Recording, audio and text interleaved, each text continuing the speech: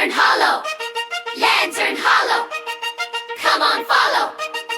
Come on, follow! Down below the old oak tree, there's a place for you and me. Fireflies and moonlit streams where the magic fills your dreams. Lantern Hollow tales. Lantern Hollow tales. Where the stories never end. Every creature is your friend. Cinematic, warm. If you have ever sat down to eat something that someone made especially for you, not for everyone, not for whoever happened to be there, but specifically, particularly thoughtfully for you, then you know the difference between a meal and a gift. Today, in Lantern Hollow, there is going to be a bake-off. Only one rule.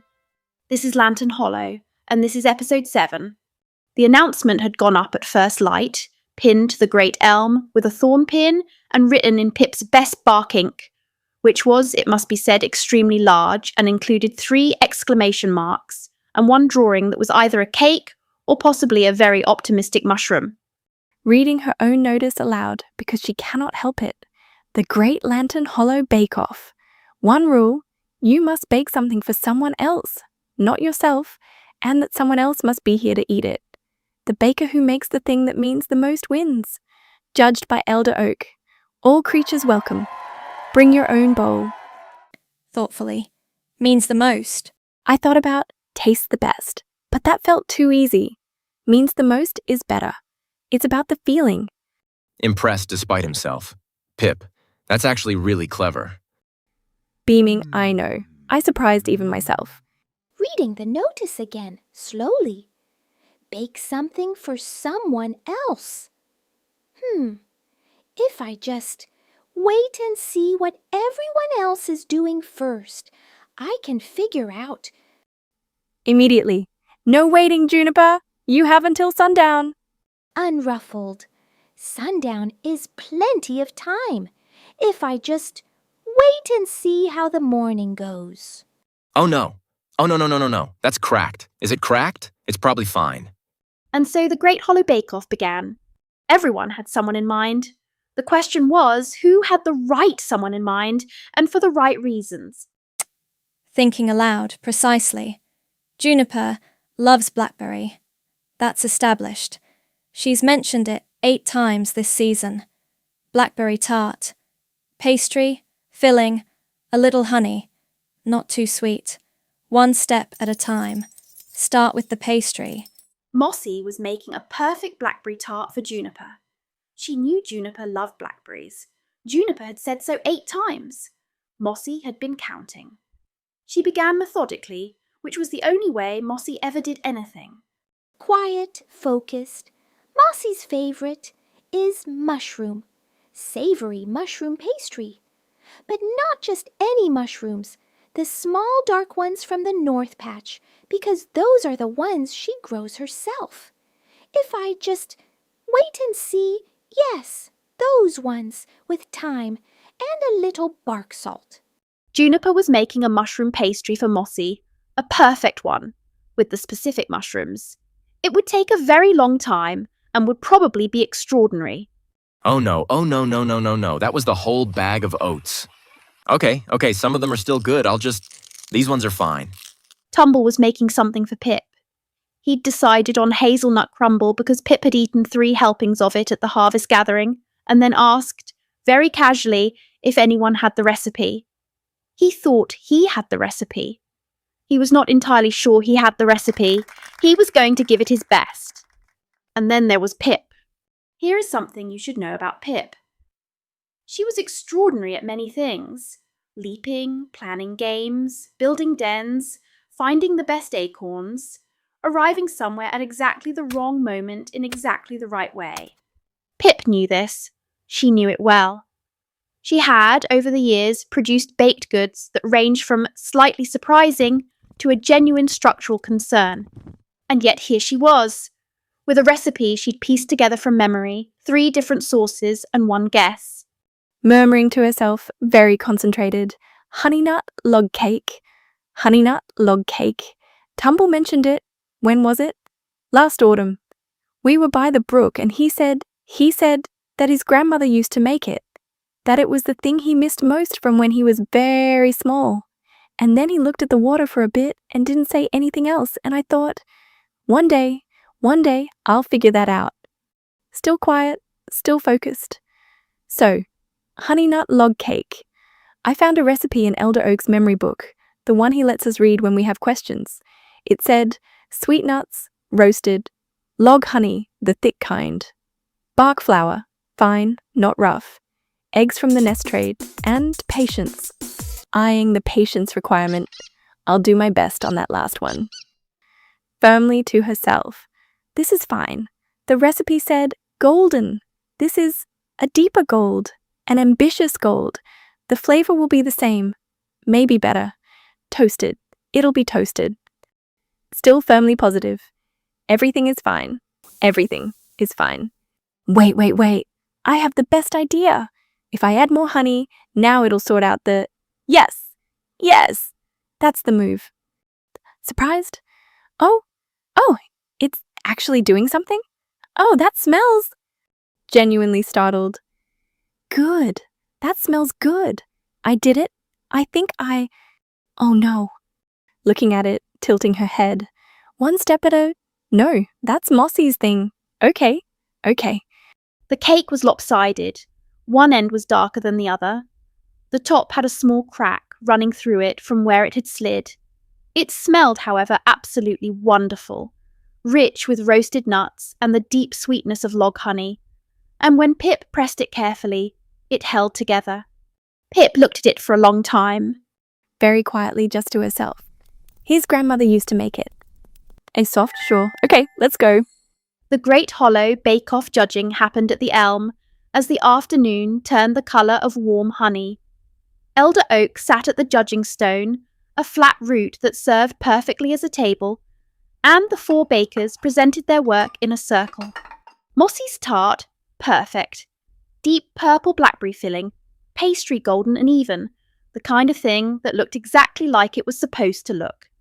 Mossy set it down precisely because Mossy was precise. Juniper's mushroom pastry, extraordinary. Each mushroom chosen by hand, arranged in a pattern, the pastry a perfect deep brown. She set it down the way she did everything, unhurried, with great care, as if it had all the time in the world. Tumble's hazelnut crumble, cheerful, generous, slightly uneven, and smelling absolutely wonderful. 3 times the normal volume of crumble topping, because Tumble believed more was always better, and this time he might not have been wrong. Quietly to his crumble. You did your best. Pip's entry arrived last. Kindly uncertain. It looks very rustic, Pip. Brightly, but a bit vulnerable under it. I know what it looks like. Wanji, carefully supportive. It smells incredible. A small smile. Yeah, it does actually.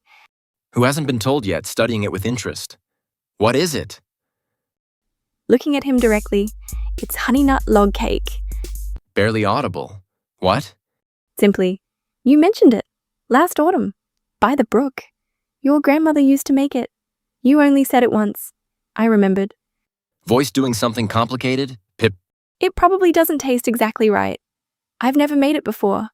I might have added too much honey. I almost definitely added too much honey. And the tin slid so one side got more heat than the other. But I used the right nuts. I found Elder Oak's memory book and checked the recipe. I got the thick log honey, not the runny kind. I wanted it to be right. Very quietly. Can I try it? Handing him a piece. Yeah, of course. Voice thoroughly unsteady. Oh, still that quiet, undone voice. That's it. That's exactly. Finally, openly wobbly. Pip, you remembered something I said once by a brook 8 months ago, and you made me my grandmother's cake. Quietly, not her usual volume at all. You looked so far away when you said it. Like it mattered a lot. I wanted to bring it back. A bit, if I could. Muffled, surprised, completely delighted. Oh, okay, yep, I'm inside your arms, Tumble. Still very emotional, not letting go. I know. You're staying there for a moment. Giving in, warmly. Okay, fine, one moment. To herself, very soft. Oh, Pip. Elder Oak had been quiet through the tasting. He had tasted everything carefully, nodding as he did. Mossy's precise and perfect tart, Juniper's extraordinary mushroom pastry, Tumble's generous crumble, and Pip's improbable, lopsided, magnificent cake. Now he sat, and the hollow waited. I want to say something before I speak of who has won, because the winning matters less than what happened here today. And I think you all know that, even if you haven't said it yet. Mossy, your tart is perfect. I know it is for Juniper, because Juniper has mentioned blackberries 8 times this season, and you counted. Honestly, Court. I may have counted. Juniper, your pastry is extraordinary. I know it is for Mossy, because you chose the mushrooms she grows herself, the North Patch ones, and added the bark salt she uses in everything. Quietly, if I just wait and see, someone always tells you what they love if you listen carefully enough. Warmly. Yes, exactly so. Tumble, your crumble is very good, and the portion size tells me you care deeply about whoever this is for. Ernest. It was for Pip. She said once she'd have lived inside a hazelnut crumble if she could. Surprised. You remembered that? You said it very dramatically. It stayed with me. And Pip, you baked something you had never made before, from a recipe you assembled from memory and one good reference. The result is, and I say this with great affection, imperfect in its appearance. Steadily, I know. But I have been in this hollow for a very long time, and I have never seen a baked thing land harder than yours did today. Because of what you remembered. Because of why you remembered it. You did not remember because you were trying to win. You remembered because you were paying attention to someone you love 8 months ago by a brook on an ordinary afternoon. The hollow remembers those who finish what they start.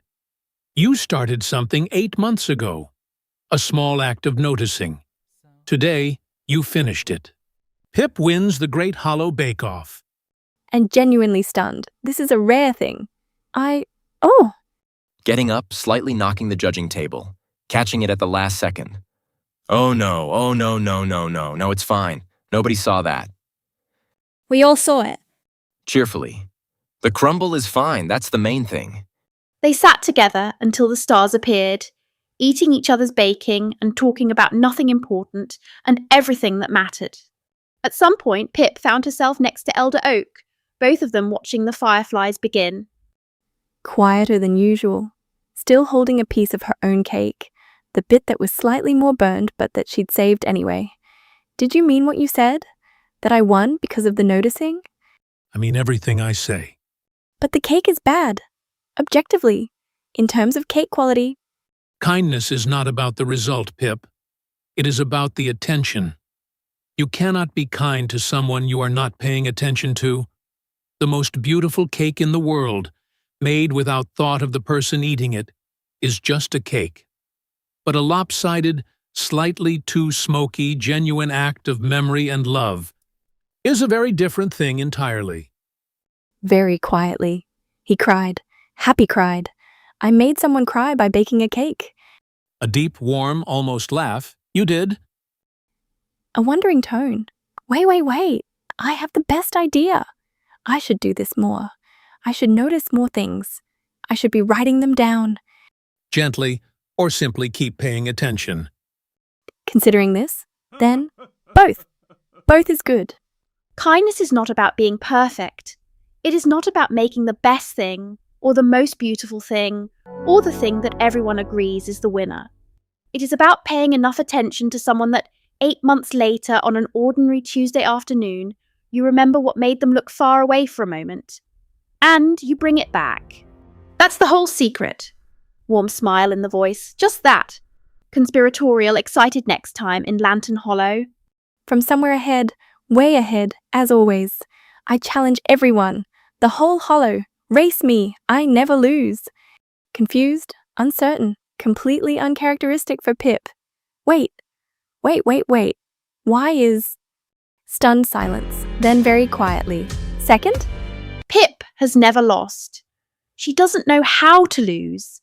But maybe losing isn't the most important thing that happens when you race. Episode 8, The Race That Pip Lost. Next time in Lantern Hollow.